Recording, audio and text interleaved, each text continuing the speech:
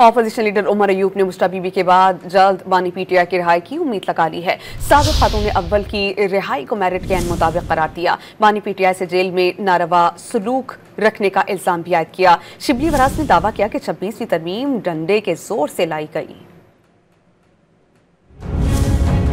कौमी असम्बली में कायदे हिज़्ब इख्तिलाफ उमर अयूब ने जल्द बानी पीटीआई की रिहाई का दावा कर दिया। रावलपिंडी की इंसदादे दहशतगर्दी अदालत में पेशी के बाद मीडिया से गुफ्तगू में अपोजिशन लीडर ने बुशरा बीबी की रिहाई को मेरिट के एन मुताबिक करार दिया। इल्जाम आयद किया कि बानी पीटीआई के सेल की बिजली बंद की गई, उन्हें मुज़र सेहत खाना दिया गया। सलाम पेश करता हूँ अपने वज़ीर आज़म लीडर जनाब वज़ीर आज़म इमरान खान साहब को। जिस तरह वो जवामर्दी से खड़े हैं, कौम उनको सलाम पेश करती है और बहुत जल्द वो रिहा होंगे इंशाअल्लाह ताला।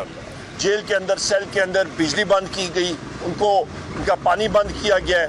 MNAs के तहफ़्फ़ुज़ के लिए, उनके हकूक़ के लिए उस स्पेशल कमेटी को आवाज़ उठानी चाहिए, ना कि उसका गलत इस्तेमाल 26वीं तरमीम के लिए जिस तरह के लिए किया गया है। ये एक शर्मनाक बात है। सेनेट में अपोजिशन लीडर शिबली फराज ने दावा किया कि 26वीं तरमीम डंडे के जोर से लाई गई, मुल्क की सूरत हाल को तशवीशनाक भी करार दे दिया। ऐसी तब्दीलियाँ की जाए जो कि डंडे के जोर पे की जाए, तो ऐसी सूरत हाल में मुल्क के अवाम कैसे अपना मुस्तकबिल रोशन देख सकते हैं।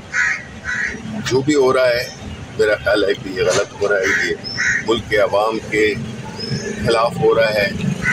जो महंगाई की सूरत हाल है, जो अमन अमान की सूरत हाल है, खैबर बलूचिस्तान में जो हो रहा है, ये सब जो है तो बड़ा लम्हे फखरिया है।